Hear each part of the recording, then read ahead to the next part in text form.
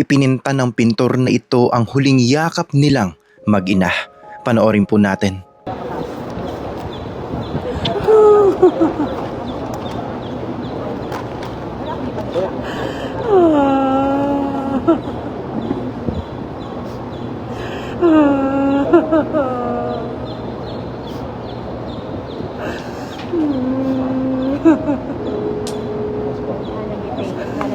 Isang napakadamdaming eksena ang mabilis na kumalat ngayon sa social media matapos maiyak ng husto ang isang ina nang makita ang isang espesyal na regalo sa kanya.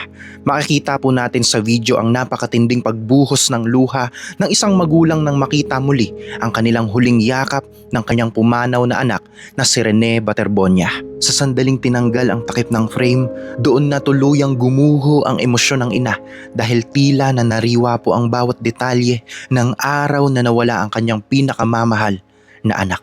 Ang huling yakap na iyon na akala niya po ay sa alaala na lang mananatili ay biglang nabigyan ng buhay sa pamamagitan ng kulay at guhit.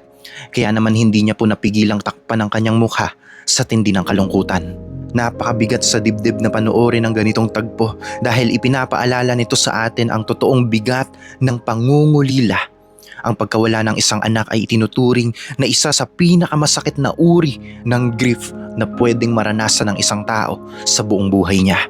Kahit lumipas ang mga buwan o taon, ang sugat sa puso ng isang magulang ay nananatiling sensitibo po at madaling magrehistro ang sakit kapag may isang bagay na nagpapaalala sa kanila. Sa buhay, marami sa atin ang may mga bitbit na ganitong klase ng pinagdadaanan kung saan sinusubukan nating maging malakas araw-araw para sa ating pamilya.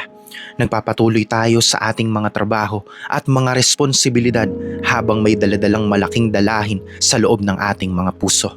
Kapag nakakakita tayo ng mga lumang larawan, mga damit o isang painting na katulad ng nasa larawan, doon po natin nararamdaman na ang sakit ay hindi naman talaga nawala at ito ay natakpan lang po ng mga alaala dito sa mundo. Dahil sa matinding emosyon na nakita natin, napakahalagang tingnan po natin kung ano ang sinasabi ng Diyos sa Biblia para sa mga taong nakakaranas ng ganitong matinding pighati. Ang ating Panginoon ay hindi lumalayo kapag tayo po ay lubos na nasasaktan. Sa halip po ay mas lalo siyang nagiging malapit sa bawat taong umiiyak dahil sa kawalan. Sa Biblia po, may isang mahalagang detalye patungkol sa Diyos na nagpapakita na nauunawaan niya ang bawat iyak at bawat hinanakit ng isang nagdadalamhating tao. Ang pag-iyak at paglalabas ng emosyon ay nilikha ng Diyos bilang isang paraan upang mapagaan ang bigat na hindi na kayang kayanin ng ating pisikal na katawan. Kapag ang isang tao ay umiiyak sa harap ng matinding kawalan, ang Diyos po ay hindi nagagalit at hindi niya tayo hinuhusgahan na mahina ang pananampalataya. Pinaalalahanan tayo kung paanong inaaliw ng ina ang kanyang anak, gayon ko kayo aaliwin. Ang kahulugan ng salitang aaliwin sa bahaging ito ay ang pagbibigay ng isang malalim na uri ng peace at kalakasan na nagmumula mismo sa langit upang hilumin ang mga sugat na hindi kayang gamutin ng kahit anong gamot sa mundo. Pinapakita ng talatang ito na ang pagmamahal ng Diyos ay may katangiang katulad ng isang ina na laging handang yakapin ang kanyang anak kapag ito ay nasasaktan at umiiyak. Kung paanong ang isang ina ay hindi kayang tiisin ang kanyang anak na nahihirapan, mas higit pa riyan ang pagmamahal at pag-aalaga ng Panginoon sa bawat isa sa atin. Ang bawat patak ng luha na inilabas ng ina ni Rene habang nakatitig sa painting ay nakita at binilang po ng Diyos mula sa kanyang trono. Sa ating pang-araw-araw na journey, marami tayong mga bagay na hindi natin kontrolado. Kasama na po rito ang pagkawala ng mga taong mahal natin sa buhay.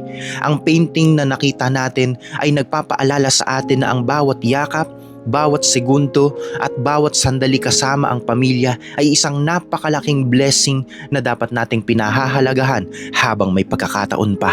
Huwag po nating hintayin na mawala ang isang tao bago natin ipakita sa kanila kung gaano sila kahalaga sa atin dahil ang buhay dito sa mundo ay napakahalaga at napakaikli lamang.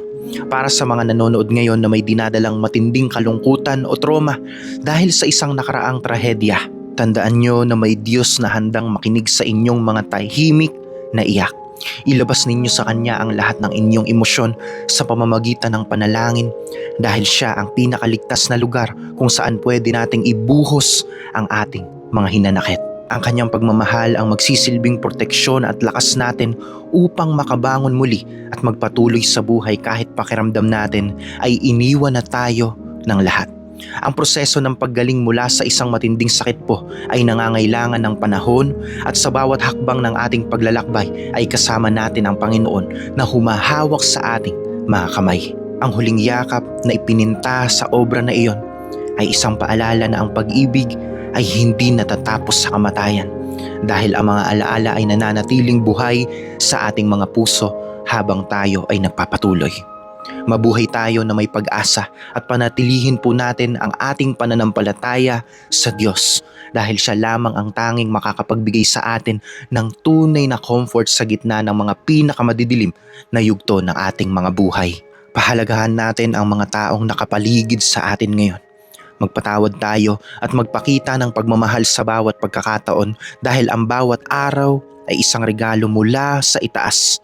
Mga kapatid, ang mga yakap sa mundong ito ay pwedeng matapos. Ngunit ang pag-ibig at kalinga ng Diyos ay mananatiling permanenteng sandigan ng ating buong buhay. Amen. Share this message and you can follow this page dahil araw-araw po tayong nagbabahagi ng patungkol lamang sa ating Panginoong Jesus. This is all for Jesus.